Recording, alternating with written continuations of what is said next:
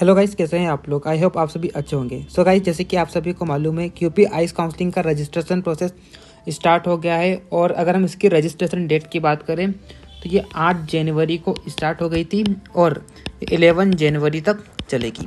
तो गाइस, आज की इस वीडियो में मैं आपको बताने वाला हूँ कि रजिस्ट्रेशन करते समय क्या कॉमन मिस्टेक्स होती है।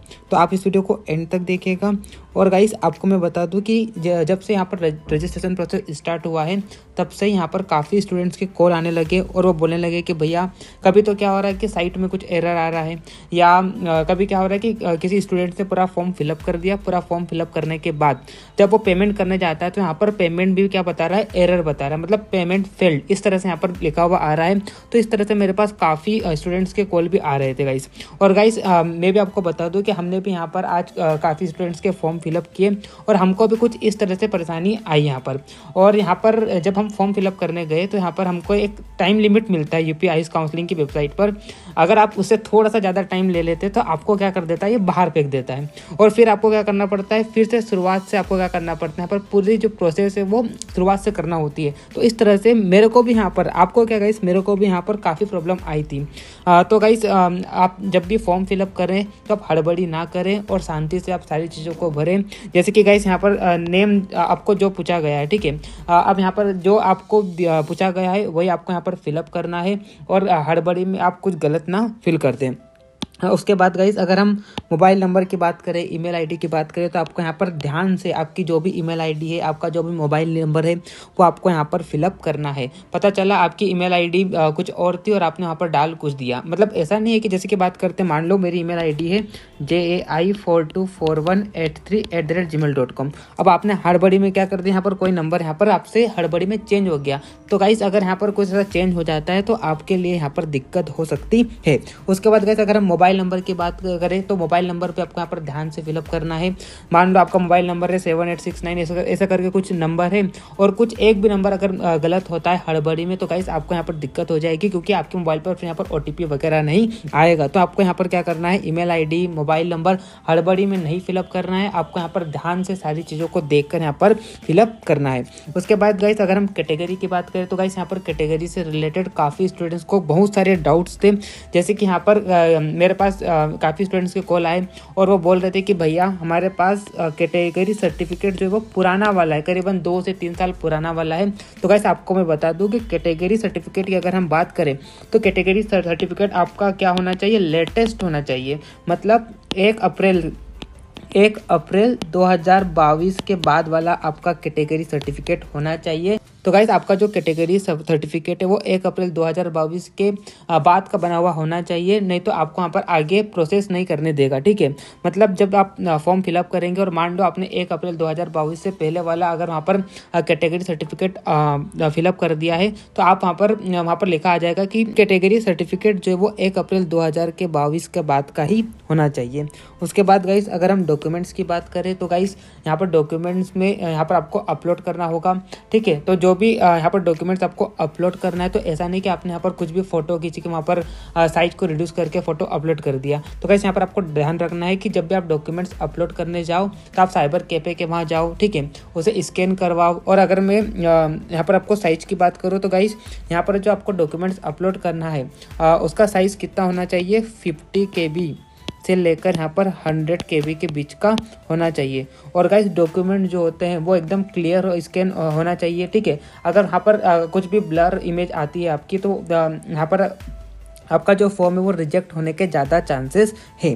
तो गाइस, आपको यहाँ पर अपना दिमाग नहीं लगाना है कि आपने फ़ोटो खींच के वहाँ पर डॉक्यूमेंट्स अपलोड कर दिया। तो आपको क्या करना है, जो भी डॉक्यूमेंट्स वहाँ पर लग रहे हैं, जैसे कि बात करते हैं आपका कैटेगरी सर्टिफिकेट हो गया या 10th का मार्कशीट हो गया, 12th का मार्कशीट हो गया, तो जो भी वहाँ पर आपको सर्टिफिकेट अपलोड करना है तो आपको वहाँ पर फोटो खींच के नहीं भेजना है। आपको क्या करना है, अगर आपको नहीं आ रहा है साइबर कैफे के पास जाना है, साइबर कैफे वाले के पास जाना है और उसको बोलना है कि हमको ये डॉक्यूमेंट्स, और यहाँ पर आपको बता दो फॉर्मेट की अगर हम बात करें फ़ोटो की, यहाँ पर JPG फॉर्मेट में आपके डॉक्यूमेंट्स होना चाहिए।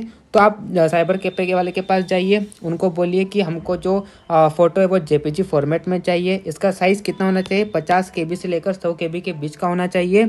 और फिर उसे आप क्या करें, यहाँ पर आपका जो फॉर्म है वहाँ पर अपलोड करें। नहीं तो गाइस यहाँ पर काफ़ी दिक्कत आएगी। अगर आप डायरेक्ट फ़ोटो खींच के और मोबाइल में अगर आप इमेज को रिड्यूस करते हैं तो आप क्या हो जाएंगे, यहाँ पर ज़्यादा टाइम ले पाएंगे, क्योंकि यहाँ पर आपका जो इमेज है वो अपलोड नहीं होगा और फिर आपको क्या कर देगा ये यूपी आईज काउंसलिंग के जो वेबसाइट से आप फिर यहाँ पर बाहर आ जाओगे। रजिस्ट्रेशन प्रोसेस है, फिर आपको लॉगिन करना होगा, फिर आपको फिर से सारी डिटेल फिलअप करना होगी। तो आपको मैं बता दूं कि आपको अपना दिमाग नहीं लगाना है, आपको साइबर कैफे के वाले पास जाना है और जो भी डॉक्यूमेंट्स उसको 50 KB 100 KB साइज उसको रिड्यूस करना है और जेपीजी फॉर्मेट में आपको डॉक्यूमेंट्स अपलोड करना है। उसके बाद गए सिक्योरिटी मनी की बात करें तो इसकी तो कोई दिक्कत है नहीं, क्योंकि वहाँ पर ऑलरेडी आप जिस भी कैटेगरी के हैं तो आपको वहाँ पर सिक्योरिटी मनी लिखा हुआ आ जाएगा। तो जो भी आपको वहाँ पर जिस भी कैटेगरी के हैं तो आपको उतनी सिक्योरिटी मनी वहाँ पर पे करना है। जैसे कि अगर मैं सिक्योरिटी मनी की बात करूँ तो मान लो आप जनरल कैटेगरी की है, ठीक है, जनरल कैटेगरी के मान लो आप स्टूडेंट्स है, तो उसका जो रजिस्ट्रेशन फ़ी है वो 2000 रुपये लग रहा है। और अगर आप रिजर्व कैटेगरी के कैंडिडेट हैं, अगर आप रिजर्व कैटेगरी के कैंडिडेट है तो वहाँ पर आपको कितने 1500 रुपये रजिस्ट्रेशन फ़ी लग रही है, ठीक। उसके बाद अगर हम सिक्योरिटी मनी की बात करें तो गाइस अगर आप गवर्नमेंट कॉलेजेस के लिए अगर काउंसलिंग करा रहे हैं तो आपको यहाँ पर सिक्योरिटी मनी कितनी पे करना है, 20,000 रुपये पे करना है, ठीक। और अगर आप मान लो प्राइवेट कॉलेजेस के लिए करा रहे हैं, गवर्नमेंट प्लस प्राइवेट दोनों के लिए करा रहे हैं, तो आपको यहाँ पर सिक्योरिटी मनी पे करना है, वो कितनी पे करना है, 50,000 रुपये पे करना है। तो यहाँ तो मैंने आपको सिक्योरिटी मनी के बारे में बता दिया। उसके बाद गाइस अगर मैं चॉइस फिलिंग की बात करूँ तो गाइस आपको मैं बता दूं कि काउंसलिंग में सबसे इम्पोर्टेंट जो प्रोसेस होता है वो होता है चॉइस फिलिंग का। अगर आप अच्छे से चॉइस फिलिंग करते हैं तो आपको आपके मार्क्स पर एक अच्छा कॉलेज अलॉट होने का चांसेस ज़्यादा होता है, ठीक।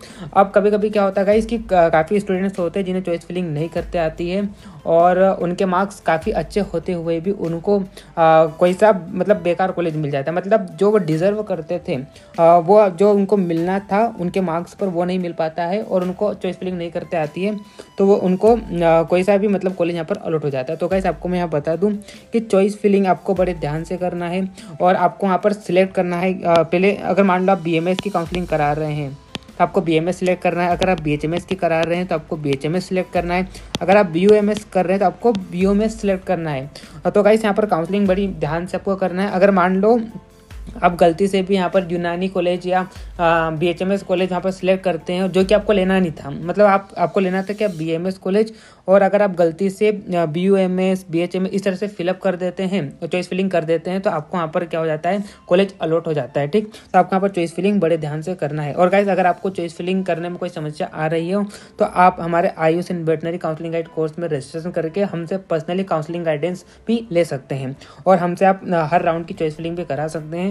तो आप जैसे हमारे कोर्स में रजिस्टर करेंगे तो आपको यहाँ पर पर्सनली काउंसलिंग गाइडेंस मिलेगा। इसके अलावा आपकी हर राउंड की चॉइस फिलिंग यहाँ पर कराई जाएगी। तो गाइस ये कुछ कॉमन मिस्टेक्स थे, name, email ID, mobile number, category, तो ये सब आपको ध्यान से फिलअप करना है, हड़बड़ी में आपको फॉर्म फिलअप नहीं करना है। उसके बाद डॉक्यूमेंट्स की अगर बात करें तो डॉक्यूमेंट जो जेपीजी फॉर्मेट में होना चाहिए और उनका जो साइज़ वो 50 KB 100 KB के बीच में होना चाहिए। सिक्योरिटी मनी की बात करें तो रजिस्ट्रेशन फ़ी की अगर हम बात करते हो तो यहाँ पर 2000 रुपये है अनरिजर्व कैटेगरी के कैंडिडेट्स के लिए और रिजर्व कैटेगरी कैंडिडेट्स की बात करें यहाँ पर 1500 रुपये है।